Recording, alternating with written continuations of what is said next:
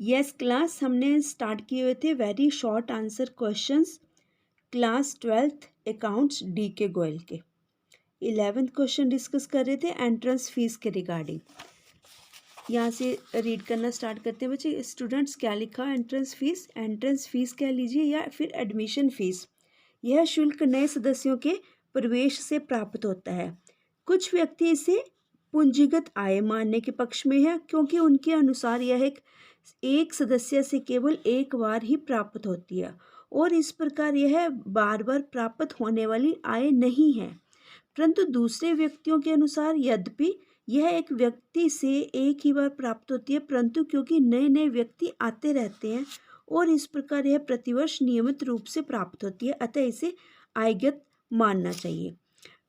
ये जो नीचे बॉक्स में है बच्चे, ये भी एक बार रीड करवा देती हूँ। प्रश्न में स्पष्ट सूचना के बाद में प्रवेश एंट्रेंस फीस को आयगत प्राप्ति रेवेन्यू रिसिप्ट मानकर आय व्यय खातों के क्रेडिट में लिख सकते हैं।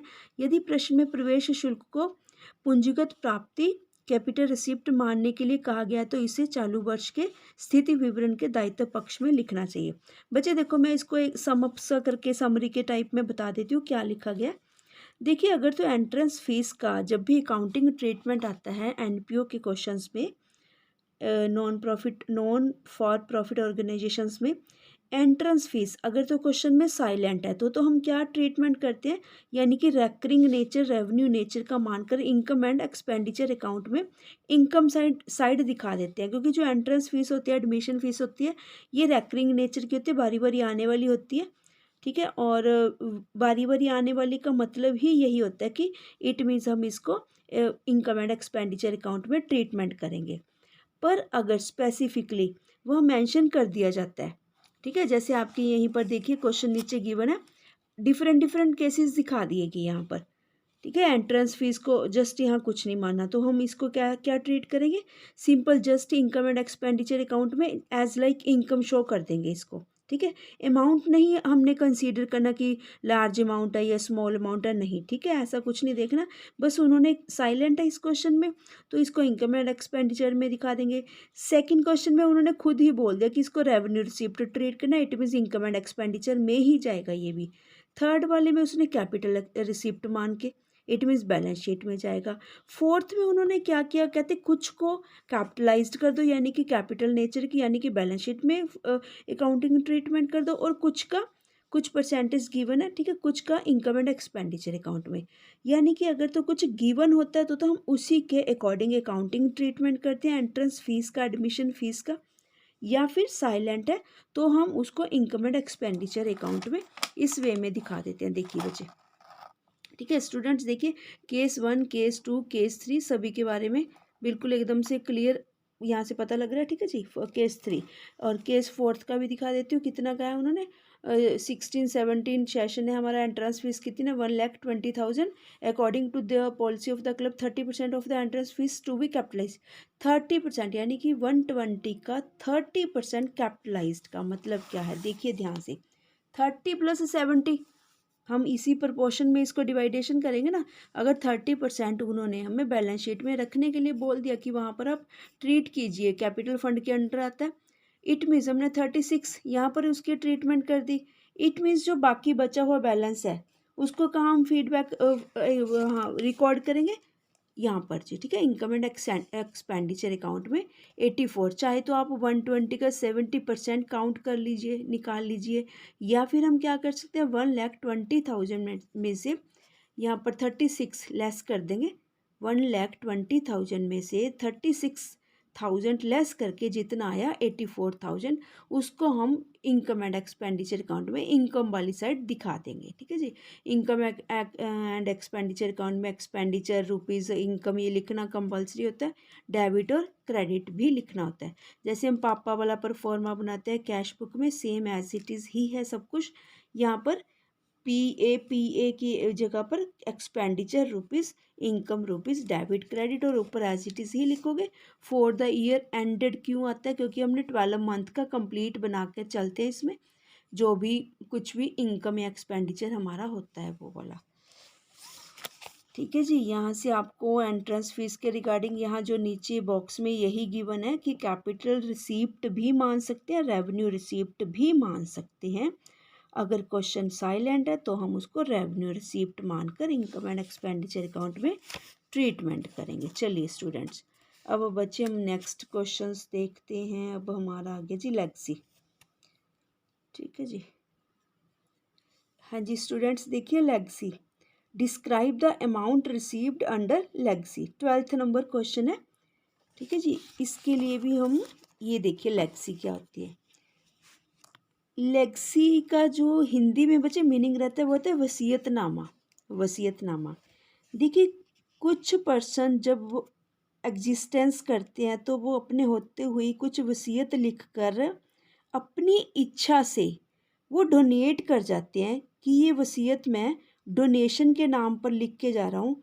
जो इससे भी कुछ कैपिटल नेचर का, हमेशा याद रखना, लेगसी से जो भी लेगसी वसीयत नामा की प्रॉपर्टी से जो भी अमाउंट आती है, इसको ऑलवेज हम कैपिटल नेचर में ट्रीट करेंगे, ये याद रखना बात। ठीक है जी। अगर कुछ लिखा हुआ है, वैसे कभी लिखा नहीं आएगा क्वेश्चन में, पर फिर भी लिखा होता है तो उसके अकॉर्डिंग करेंगे। अदरवाइज हम इसको लेगसी के अमाउंट को, क्योंकि ये वसीयतनामे के कारण प्रॉपर्टी से मिली हुई, ठीक है जी, अमाउंट होती है, तो इसको हम बैलेंस शीट में ट्रीट करेंगे। बैलेंस शीट में अपनी लाइबिलिटी साइड, क्योंकि हमारी एसेट नहीं होती कुछ भी। हमने एक जैसे कैपिटल भी देखी है, आपने कभी सोचा हो कि कैपिटल भी जो है, अगर पार्टनरशिप है, बेसिकली जो पार्टनरशिप फर्म होती है उसकी रिस्पॉन्सिबिलिटी बनती है कि जो पार्टनर्स हैं एक दिन उसकी capital with interest with profit वापस करनी है उनको।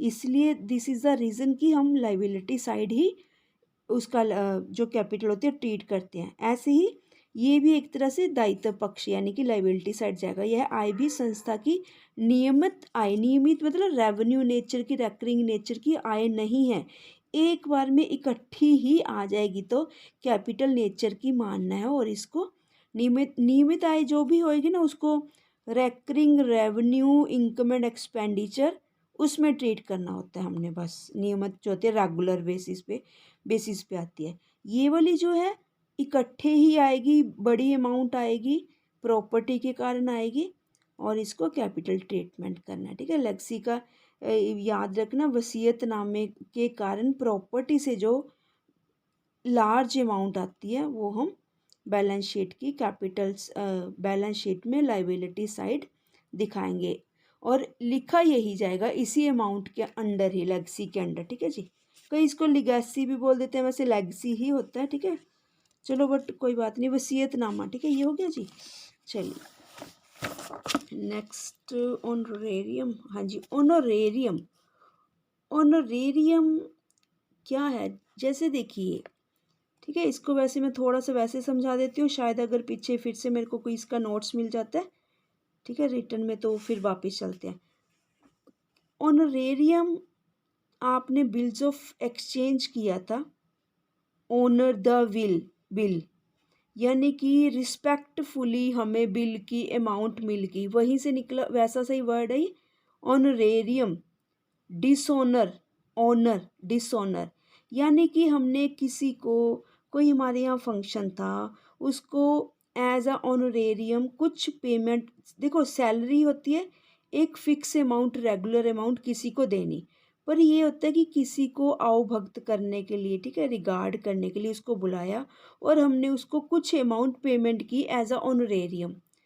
ठीक है, उस वाली अमाउंट को ऑनरेरियम अमाउंट बोला जाता है।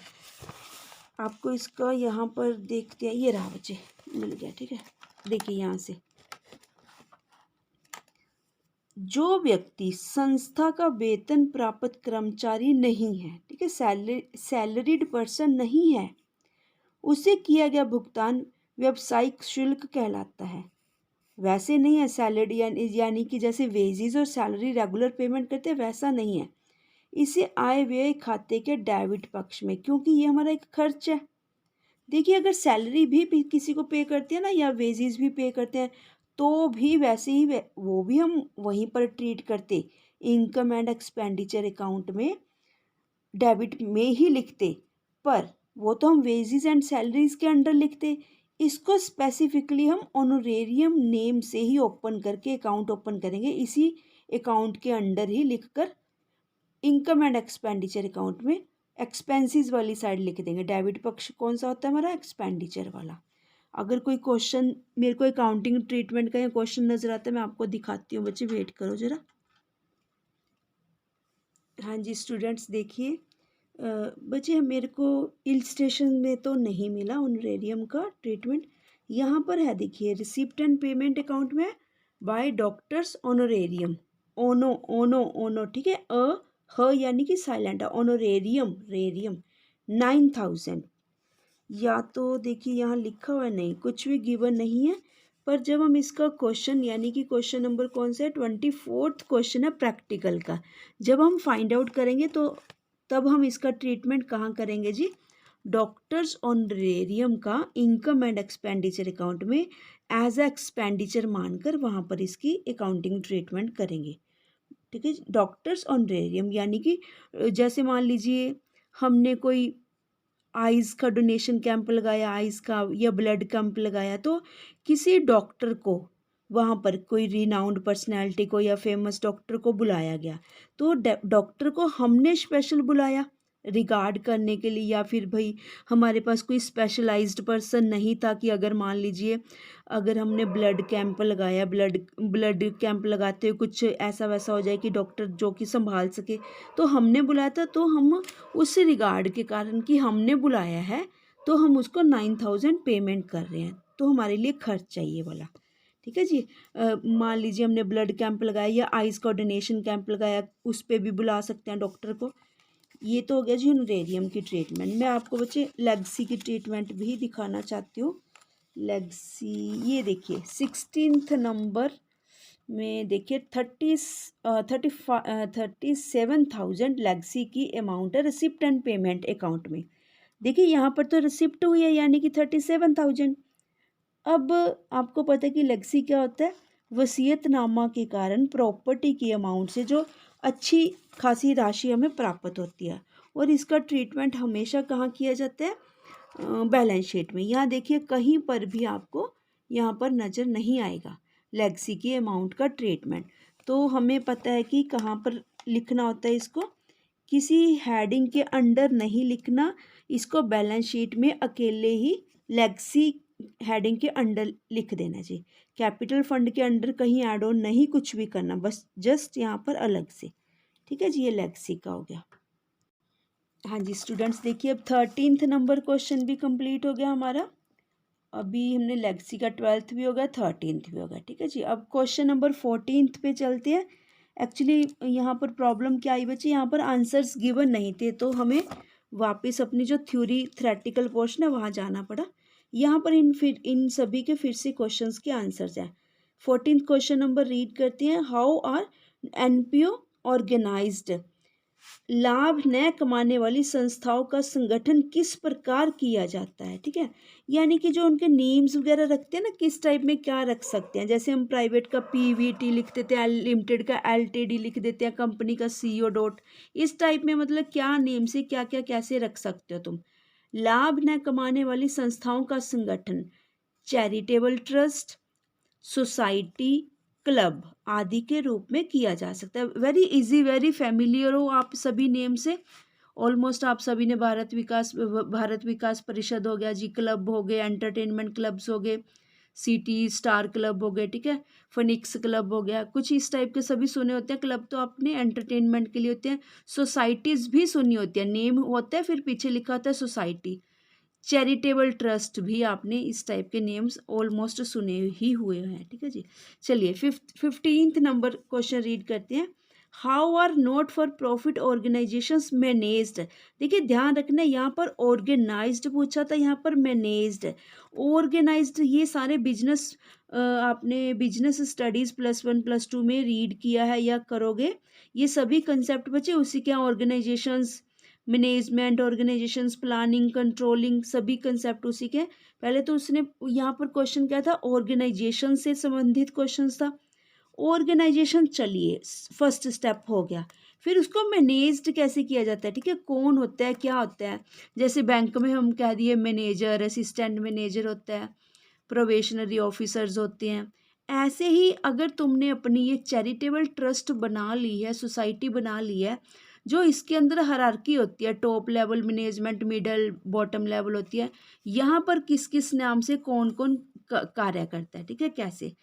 इन संस्थाओं का प्रबंध प्राय एक प्रबंध अथवा कार्यकारी समिति द्वारा किया जाता है। देखिए, प्राय एक प्रबंध अथवा कार्यकारी समिति द्वारा किया जाता है। कार्यकारी समिति कौन सी, जो तुम सब लोग मिलके इकट्ठे ग्रुप बनाकर चलते हो कि भाई हम सारे एक संस्था के ग्रुप के सदस्य हैं, चैरिटेबल ट्रस्ट के मेंबर्स हैं, तो सारे आपस में रल मिल के काम करते हो, जिसका चुनाव संस्था के सदस्यों द्वारा किया जाता है।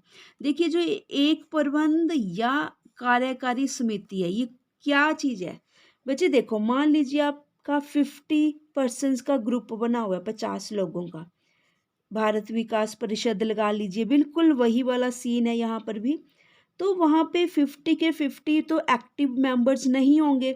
हमें अपना कार्य सुचारू रूप से चलाने के लिए कुछ उनमें से एक्टिव मेंबर्स, एक्टिव लगा लीजिए, एजुकेटेड लगा लीजिए, या जिनका सोशल नेटवर्क अच्छा है, ठीक है, कुछ जो आगे होके इंटरेस्ट से, दिलचस्पी से काम करे और अच्छा, मतलब इंक्रीज होता रहे डे बाय डे। तो उन सबको आपस की, ठीक है, ये चुनाव द्वारा या वोटिंग सिस्टम के द्वारा या खुद जैसे बीओडी हम बोर्ड ऑफ डायरेक्टर्स सिलेक्ट करते हैं, वैसे ही एक प्रबंधक चुन लेंगे। ऐसे ही कार्यकारी समिति में जैसे cashier, secretary, manager, assistant manager, ऐसे 5-7 बंदे ये वाले, ठीक है, टोटल इस टाइप में वो सिलेक्शन कर ली जाती है, ठीक है जी, वोटिंग सिस्टम के द्वारा या आपस में सारे मीटिंग वगैरह बुलाकर कि कौन सा क्या काम करेगा, उस टाइप में। नेक्स्ट है जी क्वेश्चन नंबर 16। लाभ न कमाने वाली संस्थाओं द्वारा वर्ष के अंत में बनाए जाने वाले किन्हीं दो, वेरी इंपॉर्टेंट है, और ये तो अब तक तो आपको बहुत अच्छे से पता लग ही जा चुका है, ठीक है जी। एनपीओ है, जो एनपीओ है फाइनेंशियल स्टेटमेंट्स बनाती है। उन फाइनेंशियल स्टेटमेंट्स का क्या नेम रखा जाता है, income and expenditure account and balance sheet, ठीक है जी। उन्होंने पूछा non at the end of the two financial statements के नेम बताइए, टू फाइनेंशियल स्टेटमेंट्स के नेम बताइए। इनकम एंड एक्सपेंडिचर अकाउंट यानी कि आय एंड व्यय खाता एवं स्थिति विवरण यानी कि बैलेंस शीट। यहीं पर बच्चे आपका ये क्वेश्चन 16 नंबर तक मैं कंप्लीट करती हूँ। नेक्स्ट वीडियो में मैं फिर से बच्चे वापस आते हैं जल्दी से रिसिप्ट एंड पेमेंट का पोर्शन लेके। तो तब तक के लिए आप रिवाइज करके रखना क्वेश्चन नंबर 16 तक एनपीओ के क्लास 12th डी के गोयल बुक के। Thank you students.